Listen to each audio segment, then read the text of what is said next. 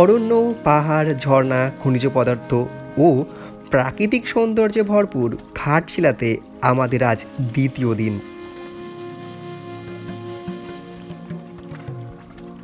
দ্বিতীয় পর্বে ঘাটশিলার এক অনন্য রূপ দেখে আজ তৃতীয় পর্বে আমরা ঘুরে দেখব চেনা ও অচেনা এক ঘাটশিলাকে।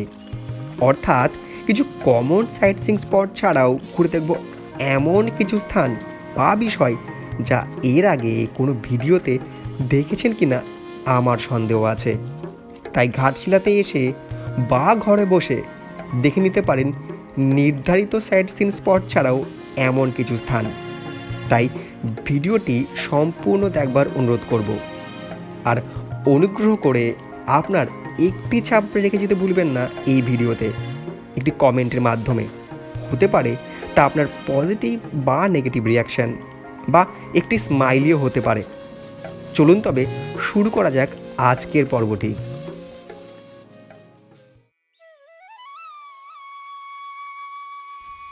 সকালে ব্রেকফাস্ট সেরে আমরা বেরিয়ে পড়লাম দ্বিতীয় দিনের উদ্দেশ্যে। প্রথমেই বলে রাখি, কলকাতা থেকে ঘাটশিলাতে একদিনের জন্য এলে এইভাবেও দিনটাকে কাটাতে পারেন। সুপ্রভাত। ঘাটশিলার দ্বিতীয় দিনে আপনাদের সবাইকে স্বাগত। আর আজকের আমাদের সাইট সিন শুরু হচ্ছে, অর্থাৎ ট্রিপ শুরু হচ্ছে এই চিত্রকূট টিলা থেকে।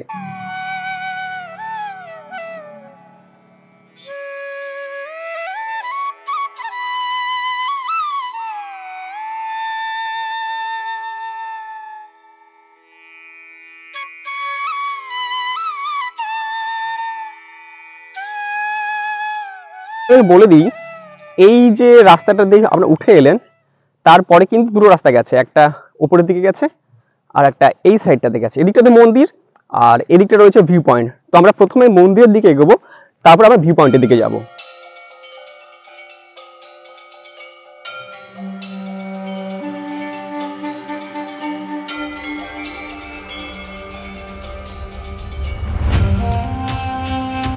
মন্দিরের অন্দরে যে ওয়েট ঢিপিটি দেখছেন, এটি শিবলিঙ্গ হিসাবে পূজিত হন এখানে।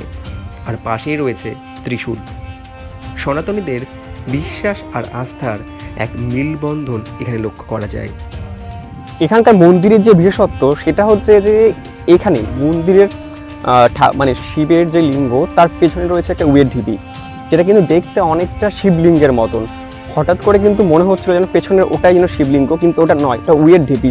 আমরা যারা হিন্দু ধর্মাবলম্বী, তারা ওয়েট ঢিপিকে আমরা ভাবি যে সেখানটাই মানে সর্পদেবীর স্থান থাকে, অর্থাৎ নাগের মানে নাগ দেবতা বা নাগ দেবীর স্থান থাকে। তো নাগের সঙ্গে তো অর্থাৎ সাপের সঙ্গে তো মানে শিবের একটা সম্পর্ক আছে। তিনি জটাধারীর কিন্তু এই গলা জুড়ে থাকেন। তো যেখানটায় শিব রয়েছে সেখানে নাগ রয়েছে। এটা যেমন এক প্রকার একটা যোগসূত্র আছে। এইখানে বাস্তব অস্তিত্বে মানে বাস্তবে কিন্তু সেই রূপটাই রয়েছে, অর্থাৎ শিবের সঙ্গে শিবের কাছেই রয়েছে নাগ দেবতা বা নাগ দেবীর বাসস্থান। তো এই যে একটা অলৌকিক বিষয়, আপাত দৃষ্টিতে যারা বিশ্বাসী মিলাই বস্তু তর্কে বহুদূর। তো যারা বিশ্বাস করেন তারা অনেক কিছু খুঁজে পাবেন, যারা করেন না তারা কিছুই পাবেন না। বাদবাকিটা যদি আপনি নাস্তিক হন তাহলে সৌন্দর্যের টানে কিন্তু আসতেই পারে। এবার আমরা উপরে যে ভিউ পয়েন্ট তার দিকে এগোবো। এটা তুলনামূলক একটু খাড়া, যদি বা ওঠার সেটা কিন্তু বেশ মানে বলবো না অতটা কষ্টকর, বয়স্ক মানুষরা খুব ভালোভাবে আসতে পারে। তবে এইখানটা ওঠার সময় একটু সাবধান, একটু খাড়া তো।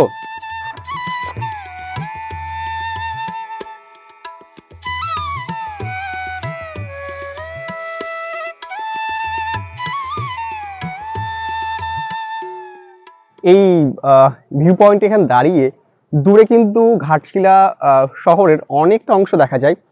আর এদিকে রয়েছে রেল লাইন, মালগাড়ি দাঁড়িয়ে আছে। রেল যদি চলতো এই জায়গাটা কিন্তু সেই বিভূতিভূষণ বন্দ্যোপাধ্যায়ের পথের পাঁচালীর গল্পের যে ছবি বা চিত্রপট, তার থেকে কিন্তু আলাদা কিছু হতো না। আচ্ছা, আমরা যখন মন্দির থেকে ফিরে আসলাম তখন আমাদের অটো কাকু একটা বিষয় দেখালো, রাস্তা থেকে তুললো, ওইখান থেকে তুললো। সেটা হচ্ছে যে, কাকু বলুন তো। অব্র, এটা মাইকার স্টোন। হ্যাঁ, মাইকার। তো মাইকার স্টোনের যে মানে যেখান থেকে অব্র তৈরি হয়, যে পাথর দেখুন, এই দেখুন, দেখেছেন চিকমিক চিকমিক করছে। তো যে সেই যে খনিজ যে পাথর, সেটা কিন্তু এখানে রাস্তায় পড়েছে, ঘাটশিলার রাস্তায়। এটা কপারের বেল্ট তো। হ্যাঁ। প্রথমে যখনই জিওলজিক্যাল সার্ভে হয়, হুম। প্রথম লেয়ার ম্যাক্সিমাম জায়গায় কপারের মানে উপরে থাকে রব্র। আচ্ছা। এই কিছু দূর আগে গিয়ে আমরা দেখতে পাবো একটা ক্যানেল খোঁড়া হচ্ছিল, সেই ক্যানেলের থেকে এগুলো বেরিয়েছে, খোঁড়ার পর এই অব্রটা বেরিয়েছে পাথরগুলো। এখানে আরো আবার এরপরে আমরা বর্ণনা দেবো। হিন্দুস্তান কপারের কাছে যখন যাব তখন কপার সম্বন্ধে কিছুটা বর্ণনা দেবো, আপনারা আমাদের সঙ্গে থাকুন। কাকু হচ্ছে আমাদের কালকে যে কাকু ছিল তারই বন্ধু, বোম্বল কাকু ছিলেন, আর আজকে এই কাকু কিন্তু ঝাড়গ্রামের কাকু। তো ইনি কিন্তু এখানে প্রায় 32 বছর ধরে অটো চালাচ্ছেন এবং ট্যুরিস্টে গাইড করছেন। এখানকার সমাজসেবীও একজন ঘাটশিলাতে আসতে চাইছেন, তারা কিন্তু এনার সঙ্গে যোগাযোগ করে আসতে পারেন। ইনি আপনাদেরকে ঘুরিয়ে দেখাবে। আমি এনার নাম্বার অবশ্যই ডিসক্রিপশন দিয়ে দেবো। তো তারপর আমি মনে করবো যে one of the best guide কিন্তু ইনি হতে পারেন আপনাদের। আমার বেশ কিছু অভিজ্ঞতা যা আছে সেখানে কিন্তু আমি এতটা জ্ঞান সমৃদ্ধ অটোওয়ালা খুব কমই পেয়েছি। তো অটোওয়ালা বললে কথাটা খুব খারাপ শোনায়, অটো কাকু। আচ্ছা, কাকু আমাদেরকে কিন্তু এটা গিফট করছে, নিয়ে নাও। এটা আমাদের, এটা কিন্তু আমাদের স্মৃতি থাকলো। Thank you. অটো করে যাচ্ছিলাম রাস্তা দিয়ে, কাকু দাঁড় করালেন আর দেখালেন যে এইখানে এই মাঠ জুড়ে কিন্তু পড়ে রয়েছে যে পাথর দেখছেন, এগুলো কিন্তু আসলে পাথর বলতে কি পাথর একটু আগে আপনাদের দেখালাম, যে মাইকা, সেই অর্থাৎ অভ্রের যে আকরিক, সেই আকরিক। এই দেখুন, এবং আরো এটা গ্লেজ দিচ্ছে। তারা এখানে ঘুরতে আসবেন তারা কিন্তু একটু চোখ কান খোলা রাখবেন আর লোকালদের হেল্প নিন। লোকাল আপনাদেরকে যেভাবে কোনো একটা জায়গা তুলে ধরতে সাহায্য করবে, দেখাতে সাহায্য করবে, সেটা কিন্তু গুগল বা আর কেউ পারবে না। বইও অতটা থাকে না যতটা লোকালদের কাছে জ্ঞান থাকে। আবারও একটু এগোতে পথের ধারেই দেখা মিলল নাম না জানা এই নদীর সঙ্গে। খানিকক্ষণ দাঁড়িয়ে তার সৌন্দর্য দেখলাম ও আমার ক্যামেরাতেও বন্দি করলাম।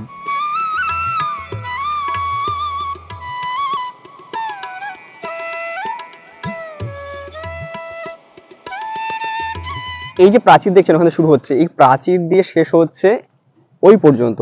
এই টোটাল যে এরিয়াটা, এটা হচ্ছে ঘাটশিলার যে শেষ রাজা জগদীশচন্দ্র ধবলদেবের বাসস্থান ছিল, অর্থাৎ রাজবাড়ি ছিল। এবং এটি কিন্তু এখন পরিত্যক্ত অবস্থায় পড়ে আছে এবং গভর্নমেন্টের আন্ডারে আছে। সংস্কার কাজের জন্য এটা বন্ধ আছে আপাতত। ভেতরে প্রবেশ করলে করা যায়, কিন্তু সেটা কতটা কি সেটা জানা নেই।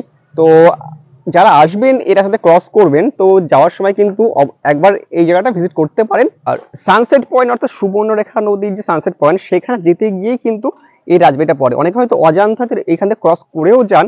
তো যারা আমার ভিডিও দেখলেন তারা এই ছবিটা মাথায় রাখুন, তারা কিন্তু এইখানে এসে একবার এটা দেখতে পারেন।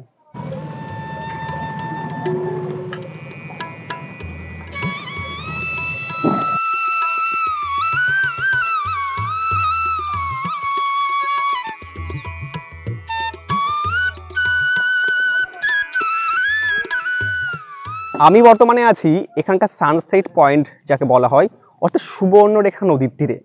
আর লোকাল যারা আছেন তারা এই জায়গাটিকে বলে হচ্ছে কাচিমদহ। আর কাচিমদহর দুই প্রান্তে কিন্তু দুটি রেঞ্জ আছে। এই যে রেঞ্জটা দেখতে পাচ্ছেন, এই রেঞ্জটা হচ্ছে দলমা পাহাড়ের রেঞ্জ, যেটা হচ্ছে উড়িষ্যার দিকে। আরেকটা বিষয়, ওই যে জায়গা দেখা যাচ্ছে বড় জায়গাটা, ওইখানটায় একটা মানে জলের পাক মতন আছে।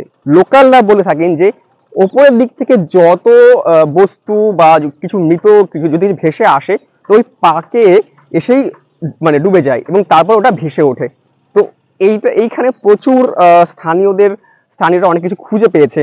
তো আর বর্তমানে কিন্তু জলরাশি কম দেখছেন, তার কারণ হচ্ছে যে ওপরে গারুডি ব্যারেজের জন্য কিন্তু জল আটকে দেওয়া হয়েছে, যার জন্য কিন্তু এই মুহূর্তে জলটা কম। আর তাছাড়া কিন্তু যখন বর্ষাকাল তখন কিন্তু এখানটায় পুরো ঢেউ খেলানোর মতন জল থাকে। আর এই যে দেখছেন যে ইটভাটার যে চিমনিটা, এই চিমনিটা ঠিক এই বরাবর দিয়ে থাকে হচ্ছে, ঠিক এই বরাবর হয়ে সানসেটটা হয়। তো সেই সময় কিন্তু আমি দেখতে পারলাম না, আপনাদের দেখাতেও পারলাম না, কিন্তু আশা রাখবো এই যে পাথুরে নদী, এই পাথুরে নদীর এবং দলমা পাহাড়ের রেঞ্জ দিয়ে সূর্য ডুবে যাচ্ছে, রক্তিম সূর্য, আকাশটা আবির মাখা হয়ে আছে, সেই দৃশ্য যে কত সুন্দর হতে পারে আশা রাখবো পরের বারে এসে নিজেও দেখবো, আপনাদেরকে দেখাবো। জলটা দেখুন একবার, পুরো নিচে যে সিমেন্টের বস্তা রয়েছে এবং তাছাড়াও বেশ কিছু পদার্থ রয়েছে, পুরো স্পষ্ট, পুরো একদম পরিষ্কার কাচের মতন জল। এবার একটু এগিয়ে যাওয়ার চেষ্টা করি। আমি কিন্তু নদীর অনেকটাই মাঝামাঝি চলে এসেছি, এই পাথরের রেঞ্জ দিয়ে ফাঁকা ফাঁকা আছে বলে তাই লোকালরা এই পাশটায় স্নান করছে, তারা আরো ওদিকটা গেছে। তো আমি বলবো যে যারা এখানটায় সন্ধ্যাবেলা বা বিকেলবেলা সানসেট টাইমে আসবেন, তারা এই পাথরে বসে যদি এখানে সানসেট দেখেন দূরের, আশা রাখবো মুগ্ধ হয়ে যাবেন।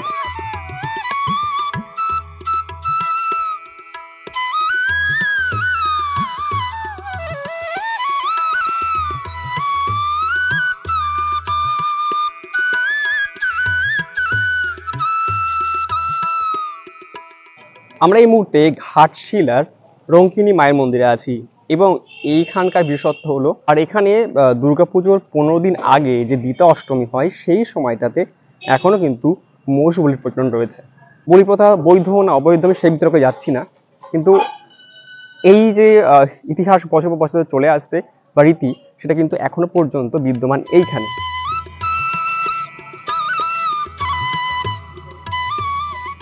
আর এই যে হাড়িকাঠটা দেখছেন, এইটাতে হয় হচ্ছে মোষ বলি আর এটাতে হয় পাঠা বলি।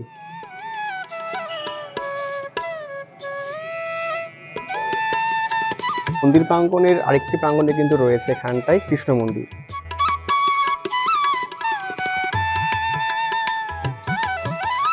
পুজো দিয়ে আসলো, কতক্ষণ লাগবে, সময় লাগলো? না না, খুব ভালো করে একদম গোত্র ফোত্র দিয়ে সব নাম ফাম জিজ্ঞেস করে পুজো দিয়ে দিচ্ছে, অঞ্জলিও দিদা সাইডে দিয়ে দিচ্ছে। অঞ্জলি দেওয়া যাচ্ছে? হ্যাঁ, খুব ভালো একদম। আচ্ছা।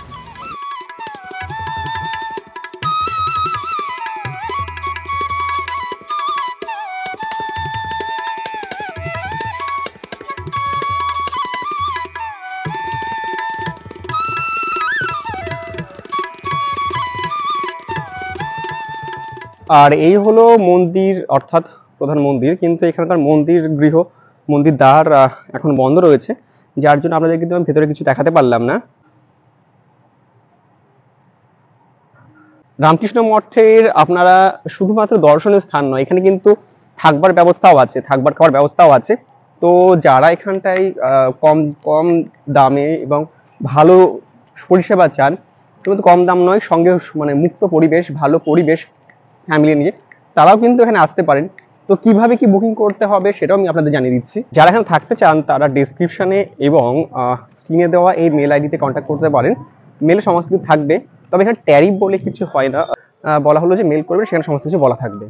আর এই হলো সেই ভবন যেখানটায় থাকবার ব্যবস্থা আছে। আচ্ছা বলে দিই এখানটায় ভিজিটিং আওয়ার্সটা কি। এপ্রিল থেকে সেপ্টেম্বর সকাল 6টা থেকে 12টা এবং 4টে থেকে 9টা, আর অক্টোবর থেকে মার্চ সকাল 6:30 থেকে দুপুর 12টা এবং দুপুর 3:30 থেকে রাত 8:30 পর্যন্ত। অগ্নিকবর থেকে জানতে পারলাম কিন্তু যে এখানটায় 500 টাকা করে নন এসি থাকা খাওয়ার ব্যবস্থা আছে, আর 700 টাকা হচ্ছে এসি, দুবেলা খাওয়া দেবে এবং একবেলা চা দেবে। এই হলো এখানটা ট্যারিফ, তবে মেল করে আসাই ভালো। আর এই মুহূর্তে আমরা যাচ্ছি গৌরীকুঞ্জ, অর্থাৎ বিভূতিভূষণের বসত বাড়ির দিকে।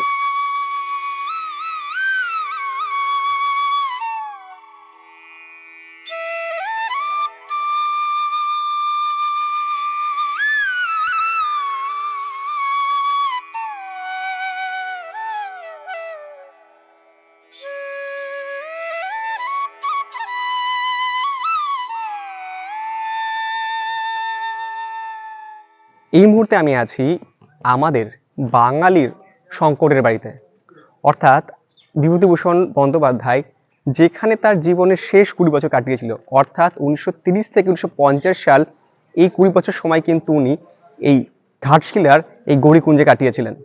এবং এখানে বসে বলা হয় যে তিনি পথের পাঁচালী রচনা করেছিলেন, কিন্তু অ্যাকচুয়ালি ইনি ভাগলপুরের রাজবাড়িতে বসে পথের পাঁচালী রচনা করেছিলেন। তাছাড়াও কিন্তু তার কালজয়ী উপন্যাস, তার মধ্যে রয়েছে আরণ্যক, আদর্শ হিন্দু হোটেল, অপরাজিত, আরো কত কিছু। তো এই সমস্ত কালজয়ী উপন্যাসের যে স্থান, সেইখানে এসে নিজেকে মনে হচ্ছে যেন আমি ফিরে গেছি সেই শঙ্করের সেই আফ্রিকার জঙ্গলের সেই দুনিয়াতে। আমরা হয়তো অনেকে জানি না, তিনি কিন্তু কোনোদিনও আফ্রিকায় যাননি। তিনি এই বাংলা, ঝাড়খণ্ড এই অঞ্চলে বসেই কিন্তু লিখেছিল চাঁদের পাহাড়ের মতো উপন্যাস। তাহলে আমাদের মনে প্রশ্ন লাগে, যে মানুষটা কোনোদিনও আফ্রিকায় যাননি তিনি না দেখে কিভাবে লিখেছিলেন? আজকে আমি যখন নিজে ঘাটশিলাতে এসেছি এবং কালকে যখন জঙ্গল পাহাড় ঝর্ণার মাঝখান থেকে ঘুরে দেখিয়েছি, আপনাদেরকেও দেখিয়েছি, নিজেও ঘুরেছি, তখন মনে হয়েছে অবশ্যই পুঁথিগত জ্ঞান এবং এখানকার যে প্রাকৃতিক সৌন্দর্য, জঙ্গল, এখানকার পাহাড় টিলা, এই সমস্তর মাঝখানে থেকে চোখ বন্ধ করলেই এক নিমেষেই তিনি তার কল্পনার শক্তি দ্বারা পৌঁছে যেতেন হয়তো আফ্রিকার জঙ্গলে। যার জন্য কিন্তু এই ঘাটশিলার এই প্রাকৃতিক সৌন্দর্য ভরা এবং খনিজ সম্পদে ভরা এর মতো মানুষের পক্ষেই সম্ভব এখানে বসে আফ্রিকার জঙ্গলকে তুলে ধরা। এই দেওয়াল জুড়ে কিন্তু তার জীবনের নানা গল্প কথা রয়েছে, চাইলে কিন্তু তা ঘুরে দেখতে পারেন।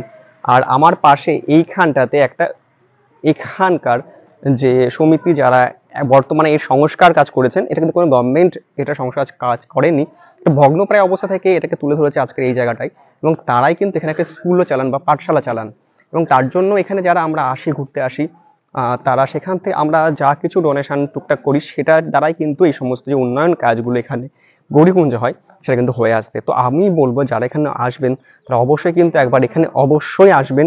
বাঙালিকে হয়তো আবার রিকোয়েস্ট করার দরকার নেই, তারা এমনিই আসবেন আর একবার ঘুরে দেখবেন আমাদের শ্রদ্ধেয় বিভূতিভূষণ বন্দ্যোপাধ্যায়ের এই শেষ জীবনের বাসস্থানের অংশ।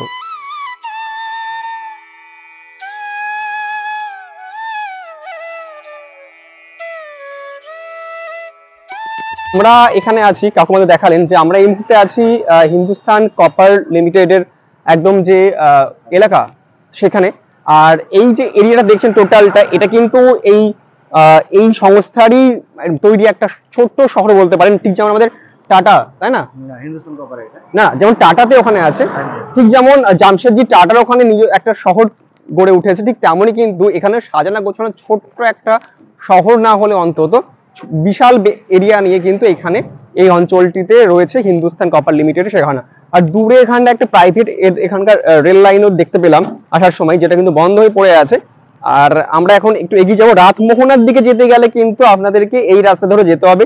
তো যাদের সময় আছে তারা কিন্তু এখানটা একবার দেখতে পারেন, ভালো লাগবে আশা করি। কিন্তু রয়েছে ব্রিটিশ আমলের একটা কামান, যেটা কিন্তু এখানে এইভাবে পড়ে আছে, এইখানে একটা আছে আর ওইখানে একটা আছে।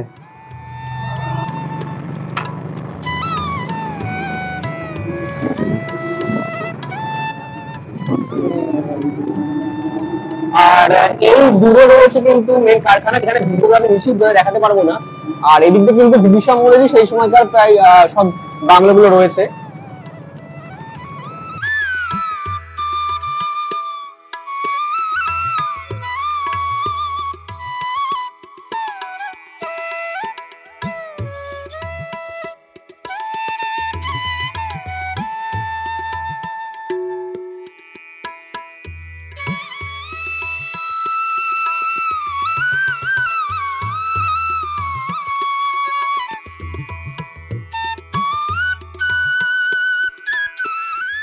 রাতমোহনা যাবার রাস্তাতে কিন্তু এই সেতুটা পড়ে এবং এই সেতুর নাম কুমার মঙ্গলম সেতু।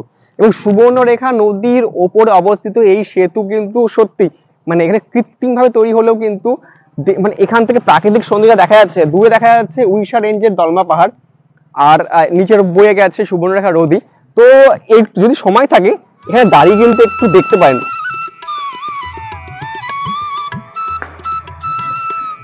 এই কপারের আকরিক যেখানে তৈরি হচ্ছে এই কারখানা, এই সম্পর্কে কাকু আমাদের কিছু বলবেন এবং আমি মানে নিজেও হয়তো যেভাবে বলতে পারবো না, জানিও না অত ডিটেলসে, কাকু মুখ থেকে শুনে নেবো। নমস্কার বন্ধুরা, অভিজিৎ বাবুর সাথে আজকে আমি আছি এখানে। 32 বছর ধরে আমি অটো চালাচ্ছি, প্রফেশনে আছি। আজকে ওনাকে নিয়ে আমি ঘাটশিলা পুরো ঘুরে বেড়াচ্ছি, বিভিন্ন স্থানের বর্ণনা কিছুটা যেটা আমার জানা সেটা আমি আপনাদেরকে শেয়ার করছি, যেটা অভিজিৎ বাবু ভিডিওতে পেয়ে যাবেন। আশা করি আপনার ভিডিওটা ভালো লাগবে আর ওনার ভিডিওটা আপনারা লাইক করবেন আর সাবস্ক্রাইব করে দেবেন। আমার হাতে একটা যে জিনিস দেখতে পাচ্ছেন এটা হচ্ছে কপারের আকরিক, এই দেখতে পাচ্ছেন কপারের আকরিক, এটাকে বলছে চালকোপাইরাইট। এর কেমিক্যাল ফর্মুলা হলো CuFeS2, কিউপ্রাস ফেরাস সালফাইড বলছে একে আমরা। এই আকরিকটা দূরে যে পাহাড় দেখতে পাচ্ছেন আপনারা, এই যে দূরে পাহাড়ের নিচে সব খনি রয়েছে, তামার খনি। এই খনিটা আপনারা এটা পেয়ে যাবেন। এখান থেকে হিন্দুস্তান কপার খনির থেকে এই জিনিসটা তোলে এটাকে প্রথমে গুঁড়ো করা হয়। গুঁড়ো করে সামনে যে দেখতে পাচ্ছেন ফ্যাক্টরিটা আপনারা, সব থেকে যে বড় চিমনি ওর নিচে স্মেল্টার আছে, স্মেল্টারে এটাকে গলানো হবে। যখনই গলাবে তখন সালফার ডাইঅক্সাইড গ্যাস বার হচ্ছে। সালফার ডাইঅক্সাইড গ্যাস খুব বিষাক্ত ঝাঁঝালো গ্যাস, ওরা ছাড়তে পারবে না, পুরো এরিয়াটা নষ্ট হয়ে যাবে। ওরা কি করে সালফার ডাইঅক্সাইড গ্যাসটা ধরে নিয়ে সালফার ট্রাইঅক্সাইড করে ক্যাটালিস্টের মাধ্যমে, তারপরে ওরা কি করে ওই সালফার ট্রাইঅক্সাইড গ্যাসটাকে H2 এর মধ্যে পাস করায়, জলের মধ্যে পাস করায়, H2 + SO3 H2SO4 মানে সালফোসিড তৈরি হয়ে গেল। এটা হিন্দুস্তান কপারের একটা 1 নম্বর বাই প্রোডাক্ট। ওই চিমনি দেখছেন নিচে দুটো হোল আছে, দুটো হোল দিয়ে প্রথমে ময়লাটাকে ছাড়বে, কালো করে দেখতে পাচ্ছেন সামনে ময়লা, এটা ছাড়ে, এটাকে স্ল্যাগ বলে, এটা উপরে ভাসতে থাকে, একটা হোল দিয়ে এটাকে ছাড়া হয়। নিচের হোলটা দিয়ে ছাড়বে ওরা ম্যাট মানে সব ধাতু রয়েছে, কপার, সেলেরিয়াম, টেলেরিয়াম, নিকেল, গোল্ড এগুলো ইত্যাদি রয়েছে। এদের উদ্দেশ্য হলো এইসব ধাতুর থেকে কপারটাকে আলাদা করা। কিভাবে করবে ওরা, আমার যতটুকু জানা অভিজ্ঞতা আপনাদেরকে আমি শেয়ার করছি। ওরা প্রথমে কি করবে, অ্যানোড তৈরি করবে। প্রথমে অ্যানোড তৈরি করবে, অ্যানোড তৈরি করার পর ওটাকে সালফোরেসের মধ্যে অ্যানোডটাকে ডুবাবে, ডোবার পর একটা ডিরেকশনে অ্যানোডটাকে রাখবে, অপোজিট ডিরেকশনে একটা পাতলা প্লেটে সলিউশন লাগিয়ে রাখবে। তারপর ইলেকট্রোলাইসিস প্রসেস চালু হবে, তড়িৎ বিশ্লেষণ পদ্ধতি যাকে বলে। তার ফলে কি হবে, অ্যানোড থেকে কপারটা ধীরে ধীরে ধীরে ধীরে ক্যাথোডে জমা হয়ে যাবে। এটা আমরা সেপারেট করে নিলাম, অ্যানোড থেকে ক্যাথোডে কপারটা আমরা সেপারেট করলাম। বাকি যে ধাতু নিচে পড়ে থাকবে সেটাকে তুলে ওরা গোল্ড তৈরি করবে, প্ল্যাটিনাম তৈরি করবে, সেলেনিয়াম তৈরি করবে, নিকেল তৈরি করবে। এইভাবে এটা প্রসেসিং হচ্ছে। আমার যতটুকু অভিজ্ঞতা আমি আপনাদেরকে শেয়ার করলাম। সবাই ভালো থাকুন, সুস্থ থাকুন, অভিজিৎ বাবুর চ্যানেল দেখতে থাকুন, সবাই আনন্দে থাকুন। অভিজিৎ বাবু এসছেন আমার সাথে ঘুরে, ঘাটশিলাকে নতুনভাবে আবার পরিচয় দিতে উনি এসছেন এখানে। দেখুন, আপনারা সঙ্গে থাকুন, দেখতে থাকুন। এত ডিটেলে কিন্তু আমি নিজে বলতে পারতাম না যেভাবে কাকু বললেন। তো যার জন্য কিন্তু সত্যি এইভাবে এত মানে জ্ঞান সমৃদ্ধ একজন মানুষকে পেয়ে সত্যি আমার ভালো লাগছে। আমি আপনার সাথে তুলে ধরতে পারছি অনেক কিছু। আশা রাখবো যারা শুধুমাত্র সাইট সিনের চক্করে না পড়ে ইতিহাস কেউ জানতে চান, ভূগোল জানতে চান, সেই এলাকা জানতে চান, তাদের যদি এই সমস্ত মানুষের সঙ্গে যোগাযোগ হয় তাহলে কিন্তু খুব ভালোই হয়। আর এই ধরনের স্থানীয় বাসিন্দারা যদি আমাদের সবার সঙ্গে এইভাবে তুলে ধরেন তাহলে আমরা কিন্তু নতুন করে যে কোনো জায়গা সম্পর্কে জানতে পারি। আমরা কেজিএফ সিনেমা দেখে লাফালাফি করি, কেজিএফ, তো সেখানে সোনার খনি এটা ওটা এই দেখতে পাচ্ছেন না, চকচক চকচক করছে সোনালি বর্ণ। এইখান থেকে কিন্তু এটা কিন্তু এটা সোনার মানে এটা আকরিক, এইখান থেকে কিন্তু সোনার কিছু কিছু অংশ বার হবে। দেখে নিন আবার স্বচক্ষে। আর আমি এটা হাতে দেখলাম, মানে এটা একটা মূল্যবান এই টুকরোটা, এর থেকে কত রকমের ধাতু নিঃসারিত হবে তার তো জানতেই পারলেন। আমি এখানে দাঁড়িয়ে আছি, এই জায়গাটাকে বলা হয় রাতমোহনা। এবার কথা হচ্ছে যে রাতমোহনা সাইট সিন আসি দেখি চলে যাই, কিন্তু একে রাতমোহনা কেন বলা হয়? বিভূতিভূষণ বন্দ্যোপাধ্যায় একে রাতমোহনা কেন উল্লেখ করেছিলেন তার কারণ হচ্ছে, আমি দেখাতে চাইবো যে দূরে দেখুন একটা এখানটায় যে জায়গাটা দেখা যাচ্ছে পুরো মানে গাছ দিয়ে ঘেরা, এই জায়গাটা মানে সুবর্ণরেখা নদী আসছে, কিন্তু ওইখানটাতে একটা দ্বীপ মতন আছে, যার জন্য কিন্তু সুবর্ণরেখা নদী দুই সাইড থেকে ভাগ হয়ে মোহনায় যেভাবে মেশে ঠিক সেইভাবে ভেসে আসছে। আর এই যে ব্রিজটা দেখতে পাচ্ছেন, এই ব্রিজটাতে বালি, জলের স্রোতে বালি এসে জমতো। তো বিভূতিভূষণ বন্দ্যোপাধ্যায় পূর্ণিমার রাতে এইখানে বসে থাকতেন, ঠিক তখনই বালির উপরে পূর্ণিমার চাঁদের আলো এসে পড়তো এবং চাঁদ চকচক করতো, যেন মনে হতো যেন প্রাকৃতিক হিরে রয়েছে। যার জন্য কিন্তু বিভূতিভূষণ বন্দ্যোপাধ্যায় নিজেও এখানে অনেকবার আসতেন এবং এই স্থানকে নাম দিয়েছিলেন রাতমোহনা। আর এই যে ব্রিজটা দেখতে পাচ্ছেন, এই ব্রিজটা কিন্তু ব্রিটিশ আমলের তৈরি ব্রিজ, এবং এইখানটায় ব্রিজটা ভেঙে যাওয়ার পরে কিন্তু এই পুরো যে ব্রিজটা দেখছেন এই ব্রিজটা তৈরি করেছিল ওই কোম্পানি। তারপরের যে ব্রিজটা যে আমরা এলাম সেই ব্রিজটা স্টেট গভর্নমেন্ট। তো এইখানের একটা গল্প আছে, সেটা হচ্ছে যে বর্ষার সময় বা যখন বন্যা হতো তখন দেখুন এটা অনেকটা উঁচু, তো লেয়ারটা কিন্তু অনেকটা উপরে থাকতো, এই অঞ্চলটা পুরোটা এই জায়গাটা পুরো জলে ভরে যেত। স্বাভাবিকভাবেই কিন্তু এই যে রাস্তা সেটা কিন্তু পুরো ডুবে যেত, যার জন্য ব্রিটিশের সাহেবরা ওইখান থেকে স্টিমার থাকতো, ওই স্টিমার থেকে এই মানে ঘাটটা পার হতো। পার হবার পরে ওইখানে একটা দেখাচ্ছি আপনাদেরকে, ওইখানে একটা টেলিফোন ঘর ছিল, ওখানে টেলিফোন করা হতো, তাদেরকে এসে নিয়ে যাওয়া হতো।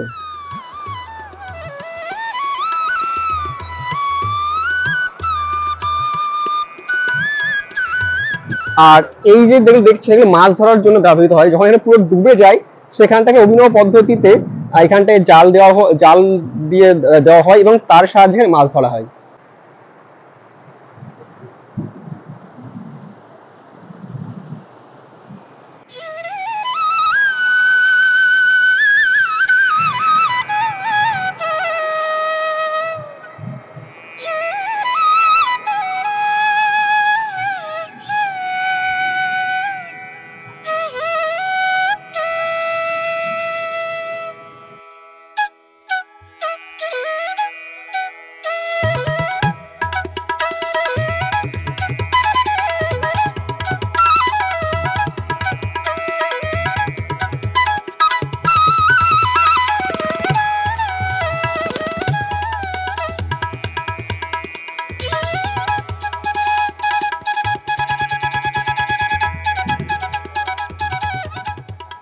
আর ফুলডুংরি যাওয়ার পথে কিন্তু এখানে রয়েছে বিভূতিভূষণ বন্দ্যোপাধ্যায়ের নামে লাইব্রেরি, যেটা কিনা এখন বর্তমানে কিন্তু আর কোনো বইপত্র নেই। এখানটাতে যা নথিপত্র যা কিছু ছিল সমস্ত কিছু কিন্তু বিভূতিভূষণ বন্দ্যোপাধ্যায়ের বাড়িতে নিয়ে যাওয়া হয়েছে।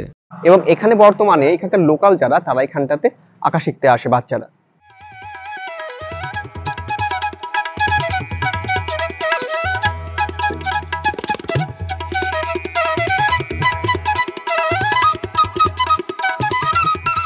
আচ্ছা, আমরা এই মুহূর্তে যাচ্ছি ফুলডুংরি টিলাতে। এবং এখানে ওঠার জন্য কিন্তু আপনাকে একটু খাড়া পথে উঠতে হবে, আর ওখানটায় গিয়ে বাকিটা বলছি। চলুন যাবার সময় যে প্রাকৃতিক সৌন্দর্য আর পাখির ডাক সেটা একটু অনুভব করি, আপনাদের করার চেষ্টা করি। এই রাস্তাটা কিন্তু বেশ চড়াই।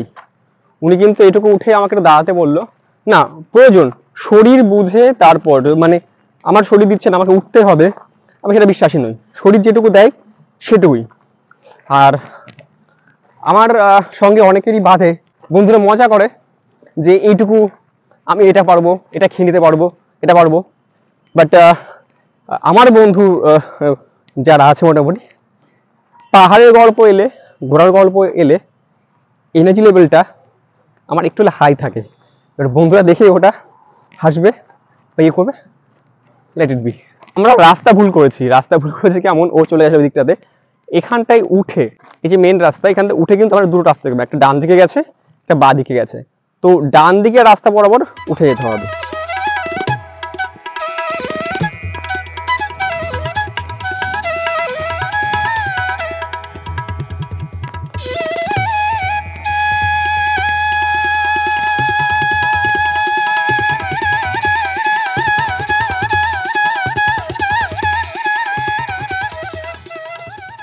আর এই পর্যন্ত এসে দেখবেন যে এই প্রাচীর দিয়ে ঘেরা একটা গেট দেখা যাবে, এই বরাবর উঠে যেতে হবে।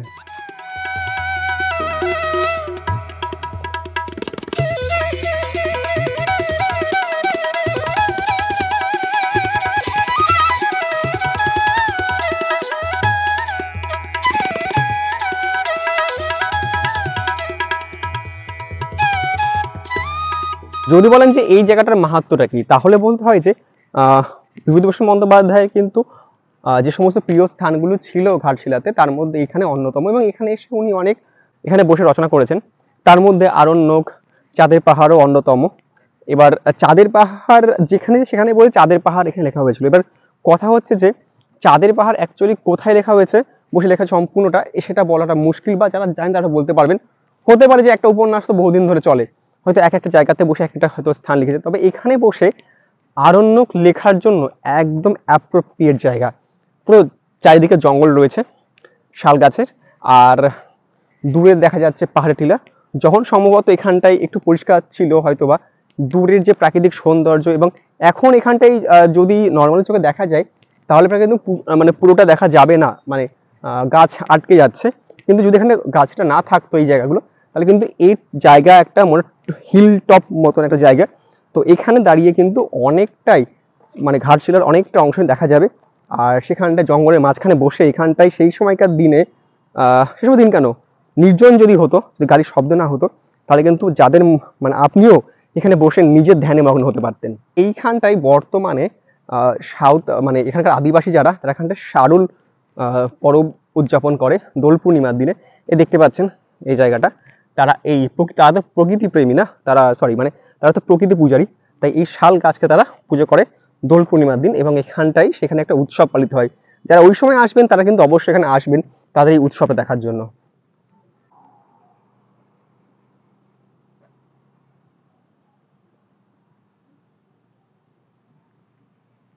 এই ছিল আমার ঘাটশিলা ভ্রমণের বৃত্তান্ত। কেমন লাগলো এই অজানা বা জানা চেনাও এই ঘাটশিলাকে, জানাতে কিন্তু ভুলবেন না। আপনাদের কমেন্ট আমাকে উদ্বুদ্ধ করে। সামনাসামনি অনেকের সঙ্গে দেখা হয়, তারা তখন বলে তোমার এটা ভালো এটা খারাপ বা কিছু, তো আপনাদের যা যা মন্তব্য সেটা যদি কমেন্টও মাঝে মধ্যে করেন, বুঝতে পারি যে এতগুলো মানুষের ভালোবাসা আমি পাচ্ছি। অবশ্যই আপনাদের ভালোবাসা না পেলে কিন্তু এটুকু করতে পারতাম না। যেটুকু ভিউ হয় সেটুকুতেই, যেটুকু মানুষ অ্যাপ্রিসিয়েট করে, তাতেই আমার মানে নেক্সট কাজের জন্য উদ্বুদ্ধ হতে থাকি। এইভাবে চালাতে পারবো যদি আপনারা সঙ্গে থাকেন। আপনাদের ভালোবাসা যদি পাই তাহলে আরও এগোতে পারবো। আচ্ছা বলে রাখি যে আমাদের তাহলে অটো ভাড়া কত পড়লো। আমরা প্রথম দিনের ওই কটি জায়গা এবং দ্বিতীয় দিনের এই কটি জায়গা মিলে আমরা টোটাল অটো রিজার্ভ করেছিলাম। ওনাদের অ্যাভেলেবিলিটি ছিল না বলে ওনারা দুদিন ভাগ হয়েছেন। তো সেই অর্থে আমাদের দুদিন মিলে ভাড়া পড়েছে 1500 টাকা, কারণ আমরা কাস্টমাইজ করে নিয়েছি। এই দিনে এই কটা দেখবো, এই দিনে এই কটা দেখবো, টোটাল 7টা 14টা আমরা দেখিনি। আর তার মধ্যে ভাগ করে নিয়েছি এটা দেখবো এটা দেখবো না। তো আপনারা চাইলেও তাই করতে পারেন, অল্প বিস্তর বার্গেনিং করতেই পারেন। তবে অবশ্যই তাদেরও একটা চার্জ আছে, সেইটুকু তাদের মানে তাদের পারিশ্রমিকটা দিয়ে অবশ্যই বার্গেনিং করবেন। 500 টাকা সেটা কখনো 100 টাকা হতে পারে না। যাই হোক, আরেকটা বিষয় সেটা হচ্ছে যে আমার ব্যক্তিগতভাবে আমার এনাদেরকে ভালো লেগেছে, এনার ব্যবহার আমার মানে এনাদের ব্যবহার আমার ভালো লেগেছে, এনাদের তথ্য তুলে ধরার প্রচেষ্টা, আমাকে সাহায্য করার প্রচেষ্টা ভালো লেগেছে, সেই জন্যই আমি রেকমেন্ড করেছি আমার দিক থেকে। এইবার আপনারা যখন আসবেন, যদি কোনো কারণে আপনাদের এনাদের পরিষেবা ভালো না লাগে, সেটা কিন্তু অবশ্যই আপনাদের ব্যক্তিগত বিষয়। তখনকার পরিস্থিতি, আপনাদের ব্যবহার, তার ব্যবহার, সেটা কিন্তু সম্পূর্ণটাই আপনাদের উপর। সেই কোনো রকম দায়িত্ব কিন্তু আমি নিচ্ছি না। কিন্তু আমার যেহেতু ভালো লেগেছে সেই জন্য আমি জাস্ট সাজেশন দিলাম। আপনারা এখানে এসেও কিন্তু ডিরেক্টলি অটো বুক করতে পারেন নিজেদের মতন, নিজেরা পছন্দ করে। মানে মেন কথা ঘোরা, এটাই তো মানে ভ্রমণ করা, সময় কাটানো, এটাই হলো বিষয়, বাকিটা আপনাদের উপর। এবার আপনাদের সামনে আমাদের অটো ড্রাইভার কাকু অর্থাৎ অনুপ কাকুর একটি মানবিক দিক তুলে ধরি। এই মানুষটি সামান্য অটো চালিয়ে বছরের পর বছর ধরে সমাজসেবা করে চলেছেন। কখনো তার পরিচিত মহলও সাহায্যের হাত বাড়িয়ে দেয়। সত্যি বলতে এতদিন এত ড্রাইভারের সঙ্গে আলাপ হয়েছে, কিন্তু ব্যক্তিগতভাবে এমন মানুষের সঙ্গে পরিচয় এই প্রথমবার। আচ্ছা, ইনি হচ্ছেন অনুপ কাকু। এখানটায় তার তার শখ হচ্ছে এই যেগুলো করছেন, এই হচ্ছে তার নেশা। নমস্কার, আমি অনুপদা। বিগত 32 বছর ধরে অটো চালাচ্ছি ঘাটশিলায়। একটা সময় ছিল, আমি 1982 অ্যাকচুয়ালি চলে এসেছি ঝাড়গ্রাম থেকে, নিঃস্ব অবস্থায় এসেছিলাম। একটা সময় ছিল আমার এই অবস্থা ছিল, এই যে দেখতে পাচ্ছেন আপনারা, যে এই ছেলেরা এদের মতো অবস্থা ছিল। একদিন খেতে পেতাম, একদিন পেতাম না। তাই যখন পাহাড় জঙ্গলে আসি, এদের দেখে খুব খারাপ লাগে, সেই পুরনো দিনের কথা মনে পড়ে যায়। তাই আমার সাধ্যমতো এই গোপালদেরকে খাবার দেওয়ার চেষ্টা করে চলেছি। এদের খাতা পেন্সিল, জামা কাপড়, যাবতীয় জিনিসপত্র যা লাগে এদের বাচ্চাদের, সব ধীরে ধীরে আমরা ব্যবস্থা করছি। আর এরাই হচ্ছে আমার সব কিছু। এদের সাথে আমি থাকতে চাই, যতদিন বাঁচবো এই পাহাড় জঙ্গলে গোপালদের সাথে থাকবো, এটাই আমার জীবনের আসল উদ্দেশ্য। আসুন আপনারা সবাই সহযোগিতার হাত বাড়িয়ে দিন, আমরা প্রত্যন্ত গ্রামে ভালো করে কাজ করতে পারি, তার চেষ্টা করে যাব। সবাই ভালো থাকুন, সবাইকে আমার নমস্কার। বিস্কুট, আরে সঞ্জয় বাবু কালকে মানে কাকু কি বলে, বাচ্চাটাকে? হ্যাঁ বাচ্চাটাকে, হ্যাঁ হ্যাঁ। দুপুরে স্টেশনের বাইরে পথের পাঁচালী নামে একটি রেস্টুরেন্টে লাঞ্চ সেরে বিকালে ট্রেনের জন্য অপেক্ষা করতে থাকলাম। তাই বলছি যে অবশ্যই আমাদের সঙ্গে থাকবেন, চ্যানেলটিকে সাবস্ক্রাইব করবেন, ভিডিওটা ভালো লাগলে লাইক করবেন। আর সঙ্গে থাকবেন। দেখা হবে পরবর্তী ভিডিওতে।